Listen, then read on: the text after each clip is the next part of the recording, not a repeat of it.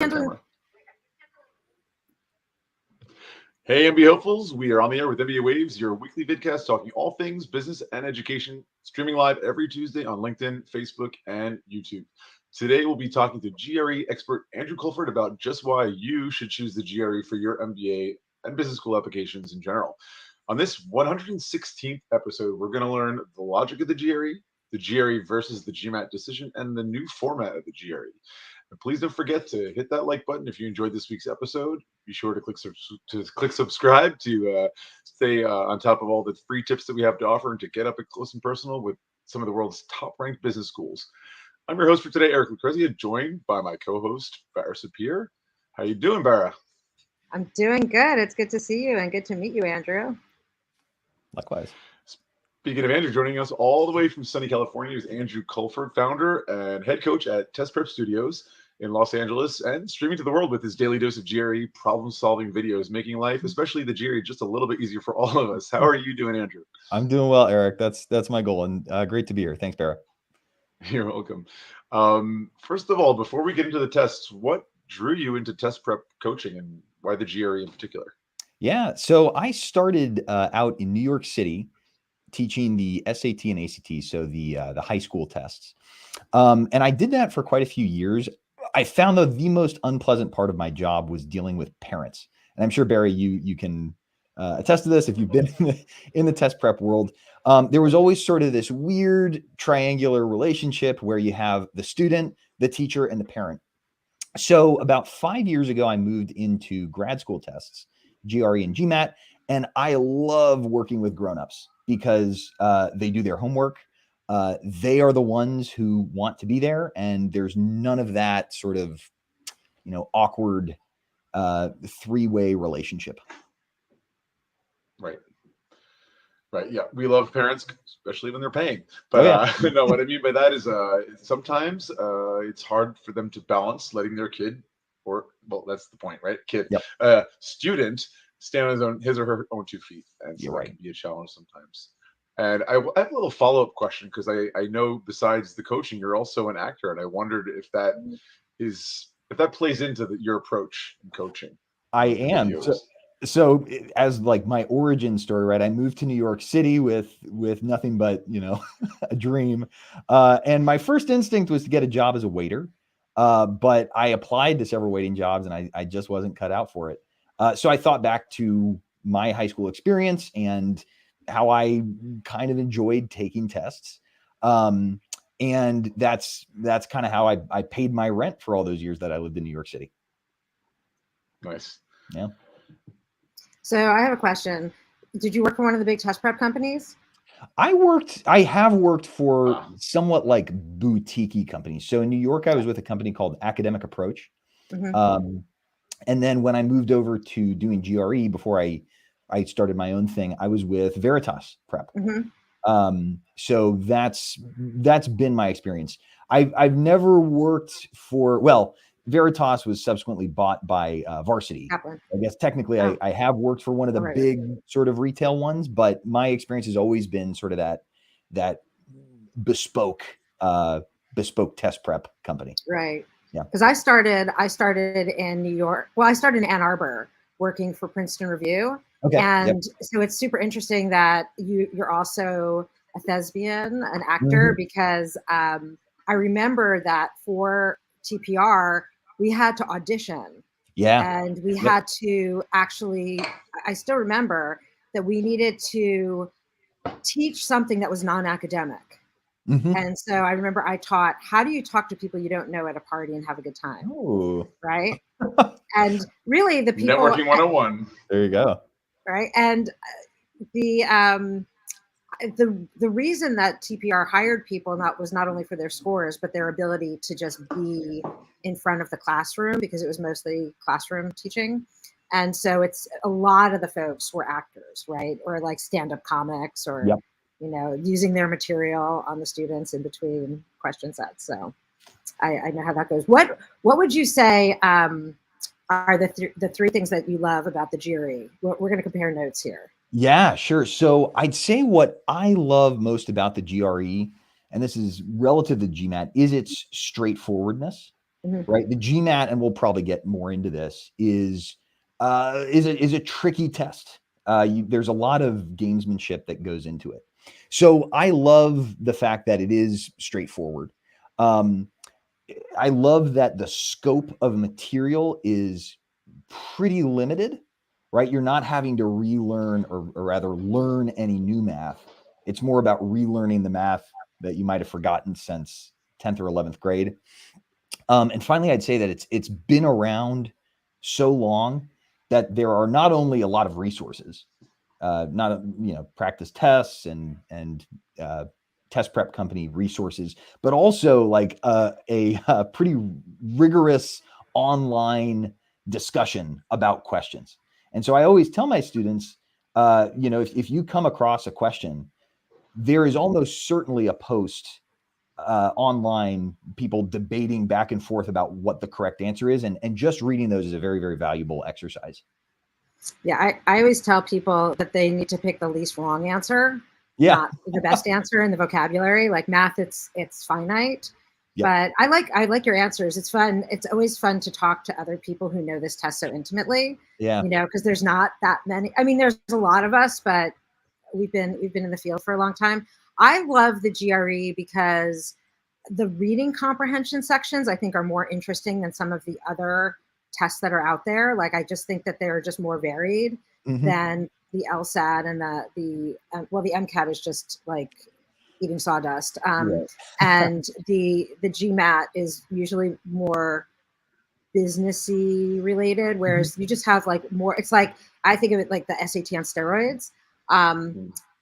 I also love that when you're studying it and you have to study vocabulary, you're just feeling better, and it's great to just always be improving your vocabulary anyway.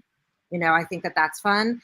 And then I like the math part, the when the ABCD, like when you have to figure out, like it depends. Like I like the, like that reminds me a little bit of the LSAT. It's also a little bit like the GMAT, but I find that it's like a brain tickler in like the best way, like a brain massager. So absolutely. I enjoy, those are the things that I like about it. All right, Andrew, let's reel it in here. Like what's the GRE really seeking to test? We got the math questions, the verbal questions. Like, do we want to know how good I'm at algebra? How well I can conjugate verbs? I'm sure not. So like, what are they seeking to test in the GRE, really? Yeah, and it's a great question. And Bara was sort of touching on this with the idea of like a brain tickler, right? The quantitative comparison questions. The bottom line is that the GRE is really looking to test your reasoning ability.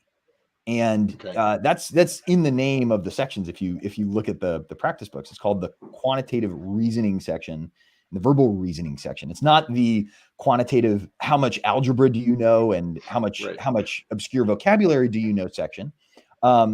It's about seeing how you think. Now it seems sort of counterintuitive that there are so many questions that involve this difficult vocabulary, but when I'm working with students and I'm working on vocab questions or difficult algebra questions, I always like to zoom out and say, what is this really asking about here? Because even if you don't know every single vocab word on there, you can use some pretty logic-based strategies to eliminate all the wrong answers and leave yourself with the correct one. Yeah, I mean, like looking at the GMAT for comparison, I mean, similarly, there's the quantitative section, there's math stuff being asked, there's grammar, there's sentence completion, there's the writing section in the old version, which is being phased out, as many of us know. And yet the GMAT, in theory, aims to test business competency, strategy, being strategic. There's a different approach. You have the test. Sorry, you have for taking the test. Do you choose to guess or not? Can you eliminate enough questions to make a guess worthwhile, or are you going to take the penalty for getting it wrong? Right? There's a time management element to it. There's an endurance element to it, right? Being focused for that much time. Would you say the GRE is similar in this way? Because the GRE is also much broader. It's not just about business skills, right? It's a test that's used for people going to grad school in many domains, from education to biology to whatever. So how would you compare? Yeah. So time management, decision making, all of that do come into play on the GRE, but the GMAT is very, very particular in the way that it does that.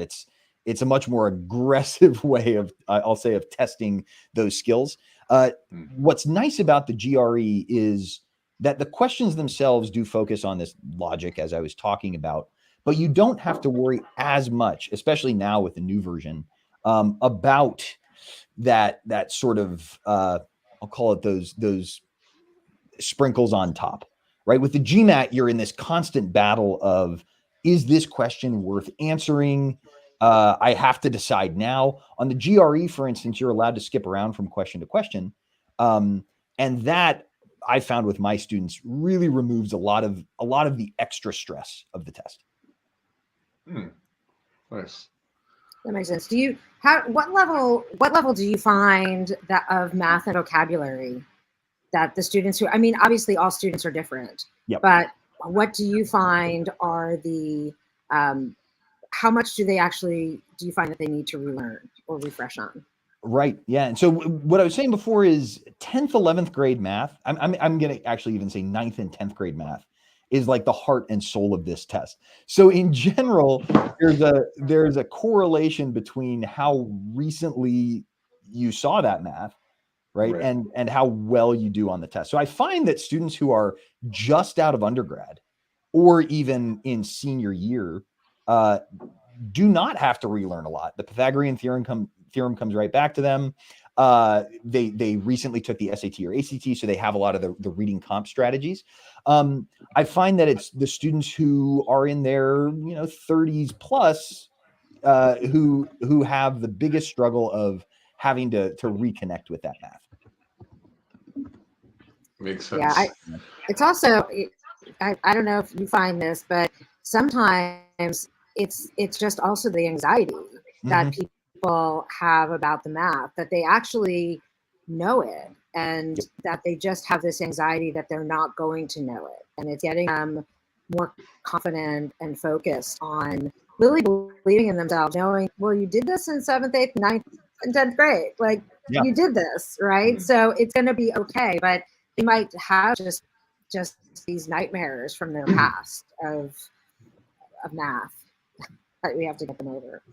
Totally. And I'm sure you can probably speak more to this, but even beyond math, like your experience with a particular teacher, right? Like maybe Mr. So-and-so made me cry in 9th grade. And that's inextricably linked to quadratic equations now, right?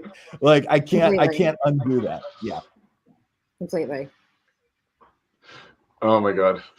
Formative years trauma. Anyway, did I bring something up in you there, Eric? Was that a little? Yeah, I'm trembling on the side. Okay. No, should we speak? Should we talk? Should we unpack this, Eric?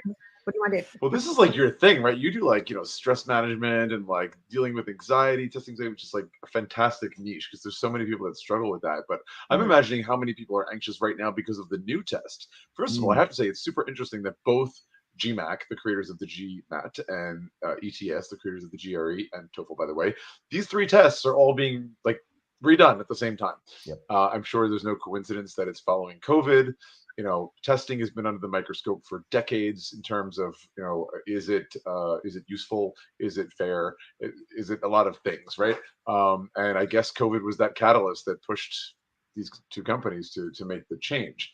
That said, thinking about what you guys do as coaches, as trainers on these tests, it must be a major challenge because now you have to learn it again or make some adjustments. I know there's sections that haven't changed, but there's got to be a new approach to the strategy of this, and I'm wondering how you're dealing with that. And part two of my question is, as an applicant, should I worry about the format of the new versus the old? So you can tackle this beast of a question however you want, Andrew.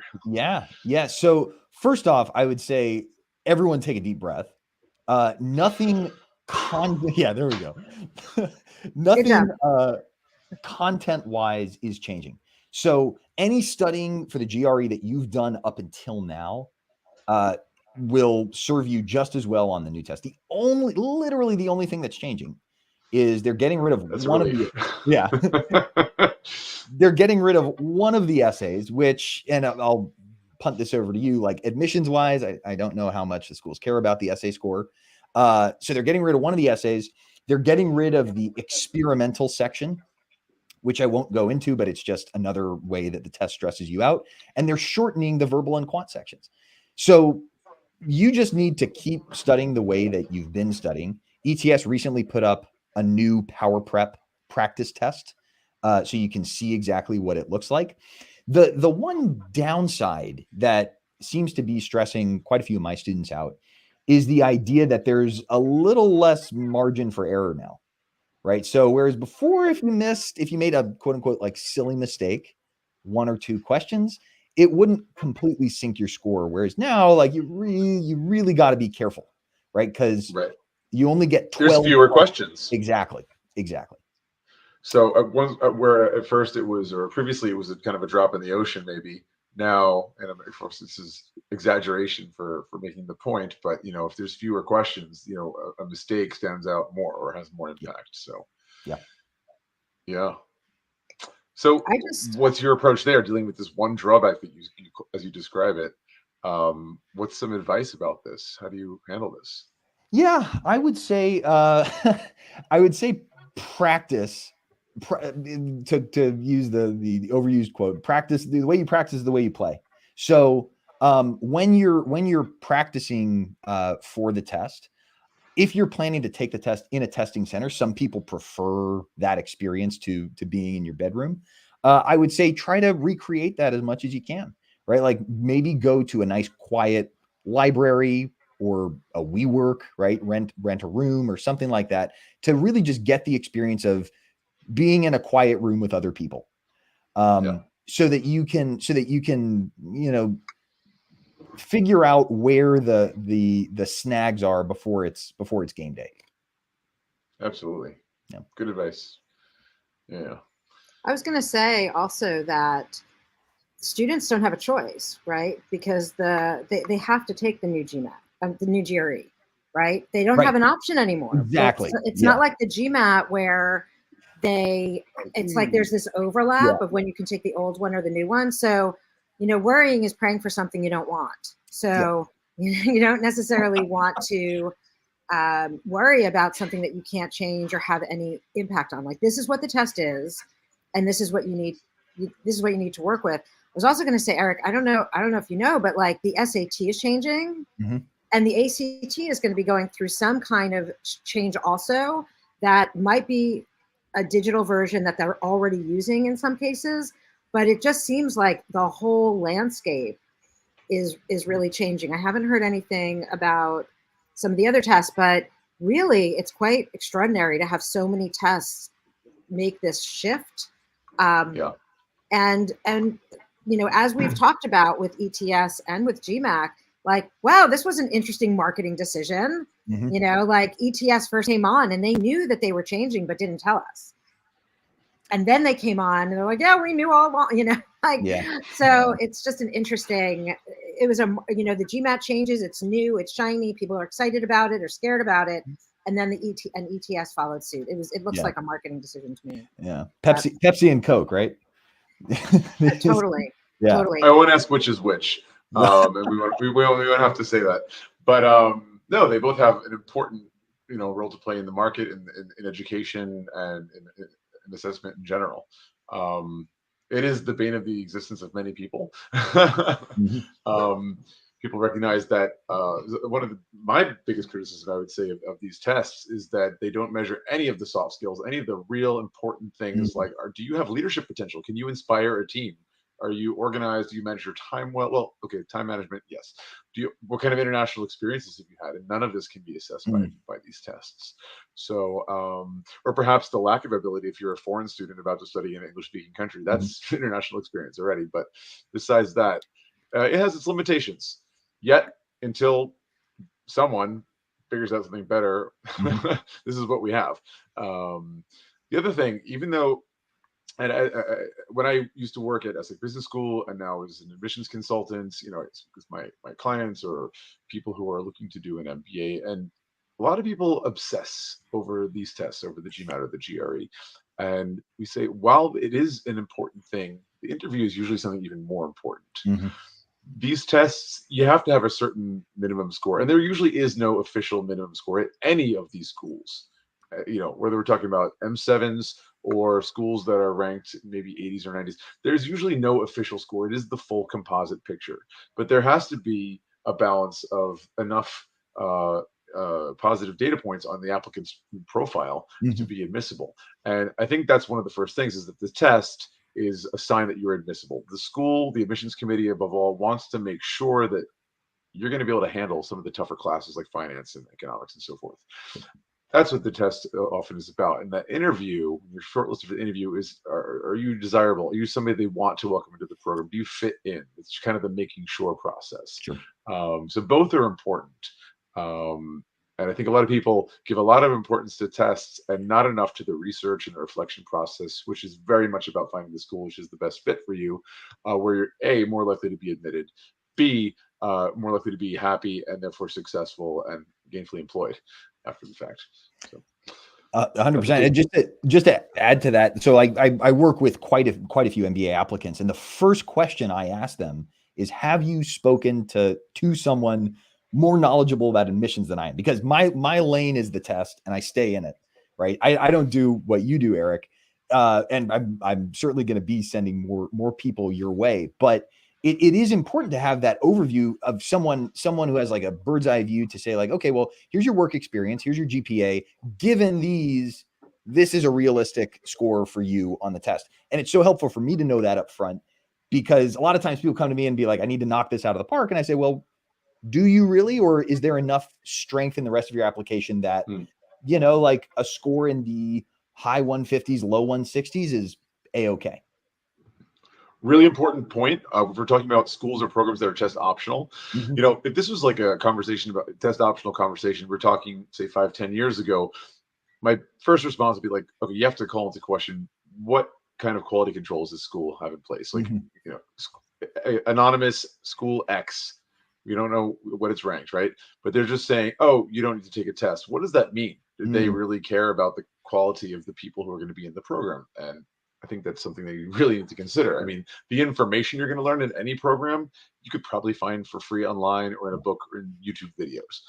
It's really very much about the people with whom you're studying, the professors, the alumni, the corporate partners, all of those people in their various capacities that are going to make your experience that much richer, have those connections that are more significant, that are going to get you the job and the prestige of the network.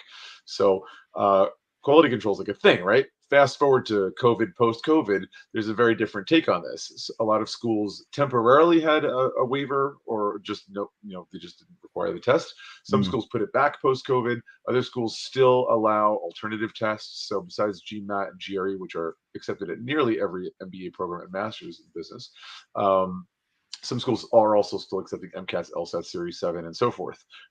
Some schools have their own psychometrics tests. So lots of different options. We've had an episode on MBA Waves before, I think twice at this point now, because we're like 2.5 years into this game, where we spoke about what does that mean? What are the ramifications of taking a test waiver? First of all, a lot of people consider the GMAT/GRE your kind of first MBA class. It's that healthy warm up for your brain and getting you ready for some of the tougher classes you're going to be taking during the program. Then again, it is also that filter to be sure that your classmates are going to be at the same level or higher than you, to inspire you and push you to be the better version of yourself.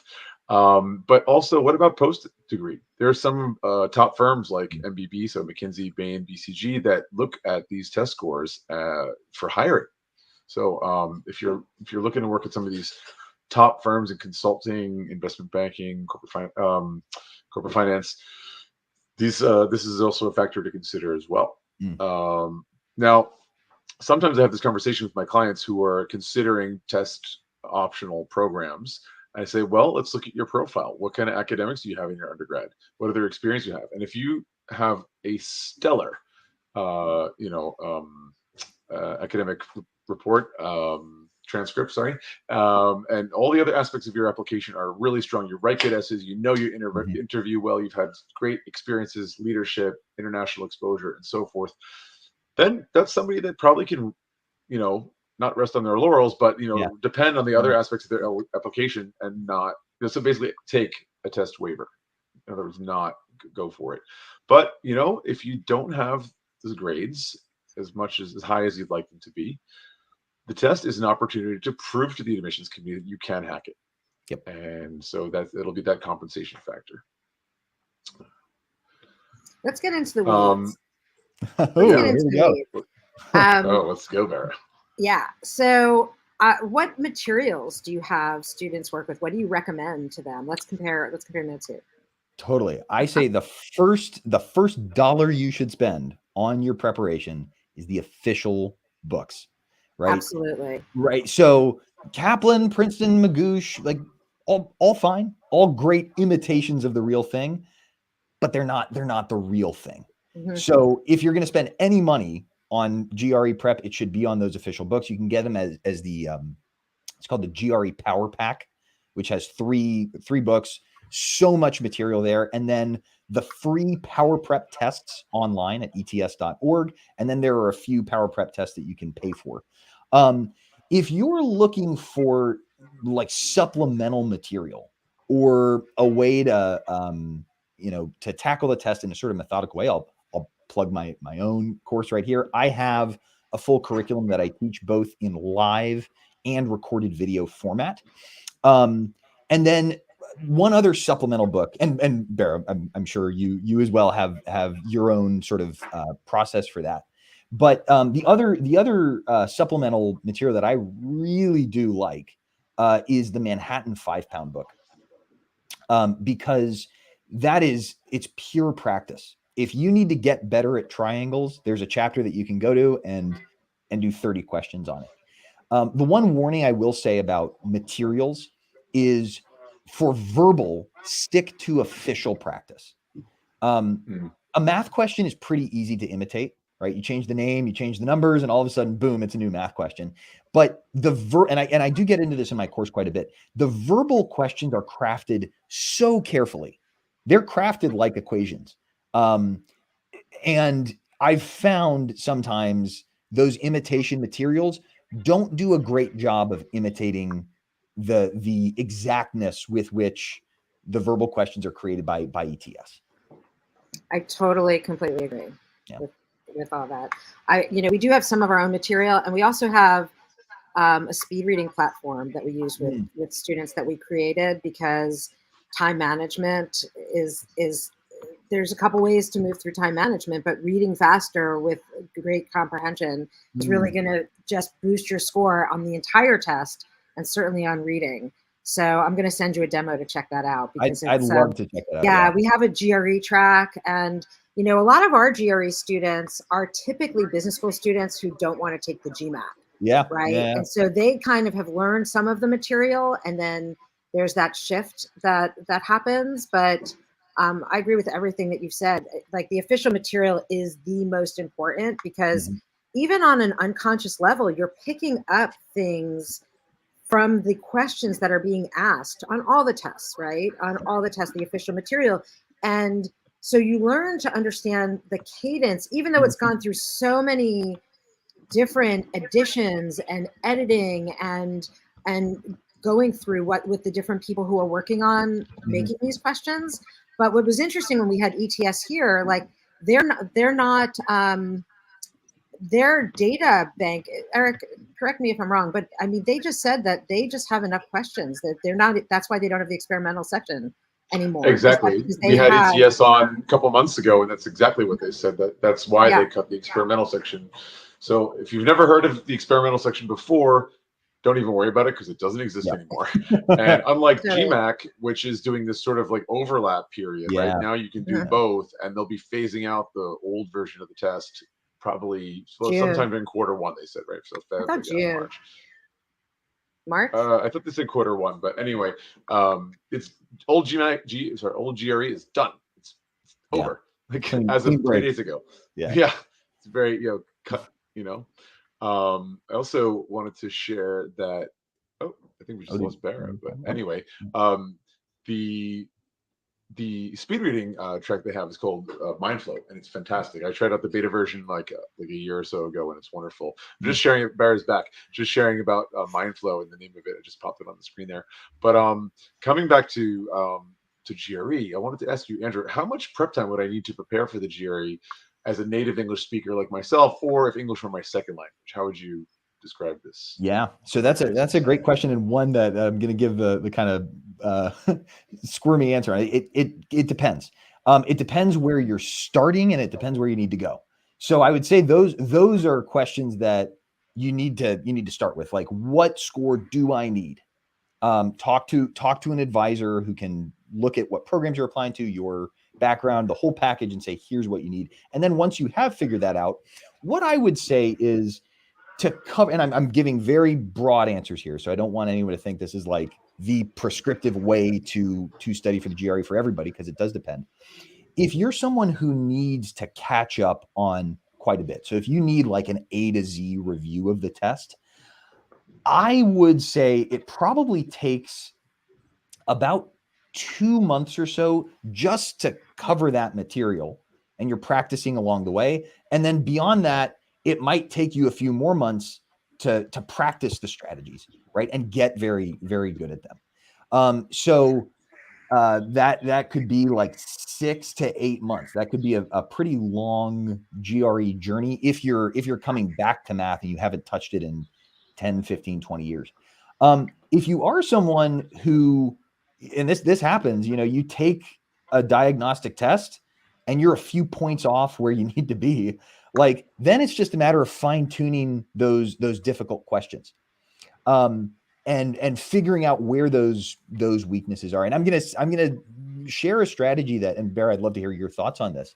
For those students, for the student who comes to me saying like, hey, I need to get to 160 and I'm at 158 or 157. A lot of times I'll have them very selectively work with some GMAT material, because the GMAT practice material is question adaptive. And it very quickly gets you to difficult questions. And of course, you're skipping the data sufficiency, the ones that don't come up on the GRE, but as a way to practice with some more difficult multiple choice questions and really get to some high level stuff. That's what I use once you've exhausted all of the GRE material. That's a long journey. I didn't expect to hear that, but good to know. So, yeah, I mean, and of course, look, don't be afraid of that "it depends" answer, because that comes out most of the time. We have, I think, in this world, there's a lot of general truths, and you can advise people along a certain way. But at the end of the day, it always depends, and of course, because every applicant is different. They have different starting points and different goals, so it's totally normal. And schools have different policies, by the way, too. Yep. I was going to add to that a little bit. That if English is not someone's native language, it can be really intimidating, right? Because I always tell them this test is hard for native speakers. It's going to be, it's not just that that native speakers, of course, have an advantage, but they don't have all the advantages, because it depends on what language is. Even, non-Americans often speak multiple languages. And that actually could be a benefit. You were talking before, Andrew, about how the vocabulary, how you can actually use different ways of thinking through if you don't know the word. If you speak different languages, you can sometimes piece together vocabulary much easier than a Native American English speaker, right? Yep. So that's one way of actually being able to lean into your knowledge base. And like for us, we have our head verbal tutor is a PhD in cognitive linguistics. And so she actually looks at how do people think through language? What are the blocks that they have? And, she's been teaching with us for like 20 years and a long time, 15, a long time. And so it's, the reasoning that you brought up earlier, we can't emphasize that enough. Like having the reasoning skills and engaging with the test like it's a dance, and that it's not just a flat two-dimensional experience, but you bring your whole self. And when you practice, you practice to play. I don't know, you made a quote there prior, like you really want to engage. Like you can learn lots of dance steps, but unless you're actually listening to the music, Right. engaging with the question, being present, that's going to have a lot to help you with, and trust yourself. Trust yourself. I love that metaphor, like the idea of a dance. That's I might borrow it if you don't mind. But Go right ahead. but and one other thing that I'll say is at a certain point on this test, everyone is a foreign language speaker. What do I mean by that? Well, the test is adaptive. So if you do very, very well on the first verbal section, you can bet, and I tell this to everybody, no matter what your score is, you will see words that you have never seen before. Because that's the point.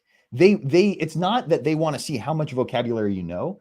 It's that they want to see how you behave in a situation where you don't know the vocabulary. Right? Nice distinction. Yeah. I'd agree. How would you, I mean, I know that in the past, both the GRE and the GMAT have the adaptive scoring. Mm-hmm. How have you approached that with students? Yeah. And I'm sure, you know, like that is probably one of the most stress inducing parts of the test is the fact that I like to say it's almost like, it's I like see you. Yeah. It's almost like a test out of Harry Potter, right? Like the test is changing like as you're taking it. And again, it's much more tricky with the GMAT because that's question by question. Right. With the GRE, it's so you take the first section, depending on how you do there, the next section is more difficult. What I tell students, and I'm basing this on my own experience from taking the test, is you cannot predict how you're going to do. You just can't. The test is designed to make that almost impossible. So you might feel like you're doing terribly. You don't know half the questions, but it could be because this section has got more difficult. So what the sort of mindset that I give students is let the test measure you. Right? You need to treat each question as its own distinct battle, do your best on it. But if you know what you need to know, the test will measure you and you can't predict or hack it, right? Or anticipate how it's going to go. Just do the questions. Yeah, I'd agree with that. Yeah. Don't let the questions do you, you do them. Right. Right. So, what other materials would you suggest besides the books? You said first dollar you spend is the official. That makes sense. Yep. Obviously, using a coach is something you'd recommend. Anything else? The official books plus the power prep tests plus a supplemental book like Manhattan or Magoosh or Princeton. And again, I don't want to like officially endorse any of these other products. They're out there as good supplemental material. Between all of those, you will not lack for GRE questions. Right. Yeah. I still look back on do you remember, I don't know if you were teaching this then, the big book that has sure. like Yeah. 25 or 27 tests. And it was the days of analogies, right? Yeah. And it was the days of games, right? Yeah. And Yeah. I actually, when we had ETS on, I was saying to them, you guys should really bring the games back. That's actually a really fun section. But I had no pull whatsoever. I tried. Yeah. Well, fun is a relative term, right? Oh, come on. You know it's fun. It's fun. Don't you have fun with those? Well, you and me, I'm sure do. Well, I don't that's know. okay. We have to imbue and inspire fun, right? There you go. Yeah, I like that. Right. What do you tell any of your students who come to you, like, do you teach the GMAT? I do teach the GMAT, Okay. but the demand in recent years has just been so lopsided towards the GRE, and so many students like come to me with the GMAT, and I'm very agnostic about it. I don't like counsel them in one direction, but I always say to them, hey, check out the GRE, see what you're thinking about it. And I'd say 2 out of 3 times they say, yeah, I'm going for the GRE. Right. What are some of the advantages that you tell your students about the GRE over the GMAT? Sure. So I'll say content wise, the two tests are about 80% similar. Right. Right. anything that you study for math on the GRE, you're also simultaneously studying for the GMAT and vice versa. The real difference is in the format, right? And understanding the logic of data sufficiency questions versus quantitative comparison questions. But that's a skill that you can learn with a coach or with a course. To give like a sort of a definite answer, the GRE, I would say, is better for students who struggle with math or who feel that stress over math. Because the GMAT, you don't get a calculator, right? On the GRE, you do. I'd say the student who might benefit more from the GMAT would be one who's very, very good at grammar and sentence correction and not so great at vocabulary. Because the GMAT has a grammar sentence correction section, whereas the GRE focuses on vocabulary. But this is a question that I've always kind of been unsure of how to answer, and I always defer to an admissions person, but I'd love to hear from either of you. Like, is there some sort of wink from admissions offices, like the GMAT is actually more impressive, or is it truly like we will accept either one? In my experience, yes. My experience, even though almost every school, I'll just say this, every school that I've asked over the 10 years I've been in this industry accepts both. Yep. And yet, I would say 90% of applicants go for the GMAT in the MBA world. And admissions thinks in terms of the GMAT. So if someone submits a GRE, they have to pop it into some kind of like converter, score converter, comparison website, and you pop in the two scores, and it tells you what that would be, the equivalency on a GMAT, and then they go, okay, I get that. Yeah, they have a rough idea. If you have 165 on each section, that's roughly 650, 660. It's like kind of the acceptable range for a lot of schools, maybe not top 10, but for a lot of schools. It's just, it makes sense because the GMAT was designed for business school. Right. And I remember being out on the road as a recruiter, in talking 2015, 16, 17, these years, and I would see ETS there, and they were trying to set the tone that don't think of the GRE as an alternative to the GMAT. Think of it as just one of two options. Sure. I'm not sure how successful they were in that, because it's still majority of people go for the GMAT, at least in the MBA world. But ETS has the benefit of every other subject being studied at the grad level that people go for the GRE. So, and they have the TOEFL. Let's not forget. Yep. So a few cards in their pocket, or aces up their sleeve, let's say. Moving on, you mentioned some of the advantages. What about disadvantages, being frank? Can you share any disadvantages about taking the GRE? Of the GRE. So is that the GRE compared to the GMAT, or the GRE as a testing instrument, or just disadvantages in general? I will let you choose to answer that how you like. All right. Yeah, I'll go with both. I say compared to the GMAT. Yeah. What's the disadvantage of taking the GRE? I mean, you mentioned some of them with the vocabulary versus the grammar, right? Or the math. That's sort of, you did say that.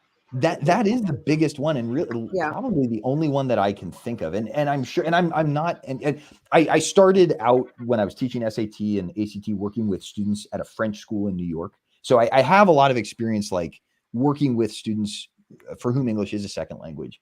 But I don't know as a non-English speaker what would be more difficult, vocab or sentence correction. It might depend on what your native language is. If your native language is I don't know, something that's structurally similar to English, then maybe sentence correction would be easier. But if you're coming from, a language that's nothing like English, maybe vocab is, because there's a list that you can learn. That really is the only disadvantage compared to the GMAT that I can think of. I would say it's very personal. It's very personal, but I'd also say with vocabulary, I remember when I was studying for the GMAT, for the GRE the first time, and before I was teaching it, that I was studying all these vocabulary words, and no matter how much you study, only a few of the words are going to be on the test. Yeah. And so you're actually putting out so much effort to study vocabulary when you're not actually going to get the benefit on the test itself. And so you just need to have that. It's just the reality of it. And there's going to be a lot of words that you just don't know. Right. And so if someone has memory issues, right, like they don't feel that their memory is that, and they're not working to make their memory just better in general, which, I mean, the way that I've told people to get their memory better is to become, you know, a wait staff person at a restaurant. There you go. Yeah. That's like a really good way to quickly get your memory in shape.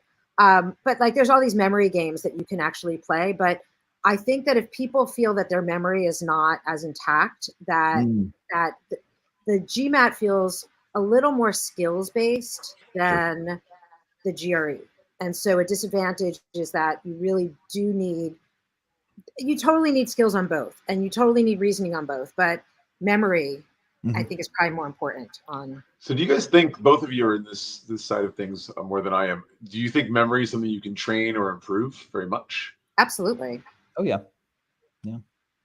I forgot the question. No. I knew you were going to go somewhere like that.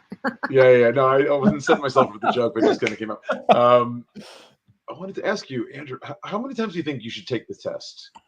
That's a great question that I might throw back to you, because ultimately, like, you're not taking this test for your own, edification. Like, you're taking it to get into a program. I don't know. Let me rephrase that. I can answer from an admissions side. And, a lot of people are nervous about taking the GRE or GMAT more than once, or they're afraid of taking it too soon, or letting the schools know about it because they're afraid if the score is too low, and then later they do get a higher score, that, they're going to see the previous score, which was poor, or it was somehow less. And I was like, no, on the contrary, like, schools are used to people taking the tests 2-3 times, occasionally 4. That's borderline getting to be too much in my opinion, but like, okay, if you've changed your strategy and have a new approach and actually are improving, then why not? But in any case, taking it a second or third time is absolutely a mark of, good character. Somebody who's willing to work hard to improve themselves, to improve their situation, to achieve a goal. Who doesn't like that? If you're working in a company and you're hitting a wall, you're not giving up. You're not throwing in the towel. This is an excellent character trait or personality trait, and so nothing to worry about there. On the other hand, there is a point where you're going to plateau. Right. Like I said, unless you're drastically changing your strategy. Or maybe you had the bad luck of having like 2 bad days in a row, or test days in a row, that you just scored poorly for an unexplicable reason, far below your highest practice score. Yeah. So I'm hitting the ball back to you, Andrew. In terms of improvement of score, what is your advice about how many times total would you take? And maybe legally, can you take also? A lifetime limit. Well, so what I would start by saying is, don't take your first test as like a warm-up, because there are so many practice tests, official and unofficial, that you can use to get a ballpark figure of where you are. So if you just drop a few $100 for a practice, not only do you have like a low first score, which might discourage you, but I would say if you're feeling like ready to go before you even start studying, please take a practice test just to see it, like just to understand the format of it, and get used to how the screen looks, et cetera, et cetera, et cetera. It's very, I'll say from my end, it's very, very common to retest. And the general advice I give is that if you are within, 2 to 3 points of where you want to be for your final score, that's probably when you should take it, because it's plus or minus. You might have a really nice day and overshoot it, and you might undershoot it. But here's the good news: the GRE 15 days after you take an official test provides a diagnostic report, question by question, what area it was, so algebra, arithmetic, geometry, data analysis, and then how much time you spent on the question. And that's usually the first thing that I ask for when I'm working with a student who's already taken the official test, is like, let's take a look at that diagnostic report. Because what you might find is, it's not an algebra issue or a geometry issue. You missed all the quant comparison questions and you got all the multiple choice questions 100% correct. So we know where to focus now. So I'd say be very intentional in how you study. It's perfectly fine to take the test multiple times. I'd even encourage it, but treat those official sittings seriously, right? Don't treat them as just like this time doesn't really count. I would say only take the test if there's a reasonable expectation that you might hit one of your target scores in verbal or quant on that sitting. That's good advice. Andrew, we have a question come in from Sarah. I hope we're pronouncing their name right. Do you think your point about memory applies to the math section of the GRE as well as the vocab? More than, I'm having trouble seeing this, more than math section of the GMAT. Okay. Yep. Andrew first, and then Bara, if you have comments as well. Yeah. So I'll say this: there's a lot of math knowledge that you need to have, especially with geometry. There aren't that many tricks when it comes to geometry. You need to know the area of a circle. You need to know the Pythagorean theorem. You need to know your special right triangles, et cetera, et cetera, et cetera. But keep in mind that the purpose of this test, or at least the target audience of this test, is not just, math nerds, for lack of a better word. It is the general grad school population. And because of that, for many, many questions, the GRE has to include, call it like a reasoned-based way of doing it. And I'll give you an example. A lot of times on quant comparison for a word problem, it'll say, what's greater? The average speed of this car from this time to this time, or 57. Well, you could spend all your time like setting up an equation and solving for what the average speed was. Or you could say to yourself, hey, like, because it went this fast for this amount of time, it had to be greater than 57. And then you've solved the problem. So I don't want to pretend like there's no math content that you need to learn. You do need to learn some math content. But I encourage even very, very strong math students always to take a step back and say, what's a reasonable way, and it is a reason-based way to approach this question. Yeah. Thank you. And Bara, anything to add to that? Yeah. So what I would add is that because the tests are changing and geometry is not going to be on the GMAT, for example, that you want to really take a comparison to see. I would agree that memory is important for the GMAT and the GRE because you just need to know the equations, but you can also brain dump as soon as you get to the testing center. So if you get yourself into a practice where you are writing out, like, it depends on how you best remember things, but you can go to the testing center and write things out on your scratch pad, right? So that you don't have to depend just on memory, but creating the most ideal situation for yourself in memorization and using information. Andrew, I agree with you. Like, it is a reasoning test. And I also agree with what you said in a previous comment, which is it's how you get something wrong, not just what you're getting wrong. So it's really identifying what's actually happening to you on a test. Going back to like your 7th grade math teacher that made you feel weird about, exponents or whatever, that could be that you actually don't have an issue with exponents, but that you actually had an issue with the teacher. So it's really coming to terms with yourself and using the opportunity to clear the canvas and go in and just dance with each question and be there with each question. I also We're back to dancing. You're not the first Andrew who likes that metaphor. So also you can take the GRE once every 21 days and up to 5 times with any continuous rolling 12-month period. So you do have options. And I agree, it's super important to know that a real test is a real test and you can knock it out of the park. And you don't want to get caught up with if you're on the GMAT, each question and, oh my gosh, did I get it right? Or what's going on and how am I doing? And you really just want to be just open to the process and being present with the material. So I do think memory is important on both tests, and it's just who you are with the content. Very interesting. We have another comment that's just come in from Juan. How far can you lift your base score through the 6-month preparation period you suggested? I took the GMAT and I know the baseline score for that, so I wanted to get an idea of how I could do on the GRE. Yeah. Diagnostic. There you go. That's Diagnostic. my answer.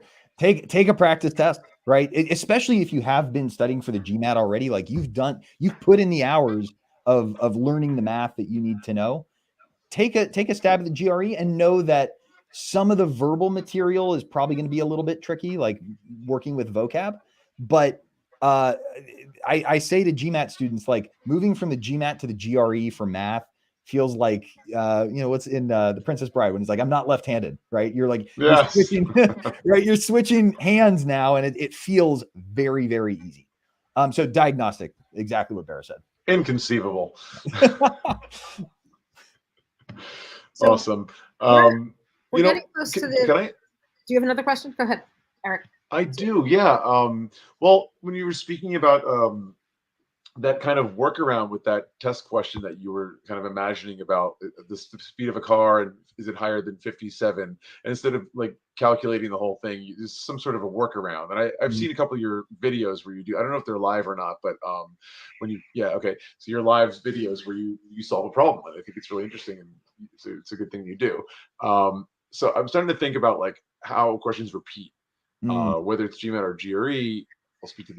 I'll ask you to speak to the GRE because that's what you know. Like, at what point in your preparation do you start seeing patterns repeat where you can say, I know this question, I've seen it before? They might switch out some numbers, they'll change it from cars to airplanes, they'll change 57 to 59 or whatever it is, How far do you have to be in this? How many months or whatever before it starts to get to that you can benefit from that?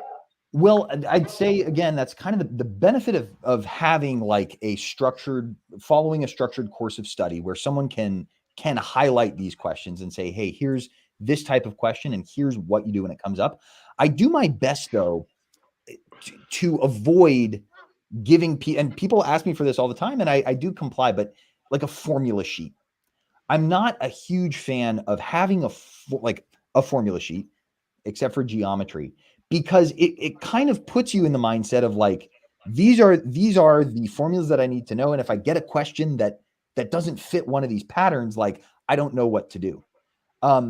So any question that I approach with a student, I always try to take a few kind of perspectives on. I say, how could this have been different, right? How could they have complicated this question? With an average speed question, maybe, the train stopped for an hour. What do we do in that case?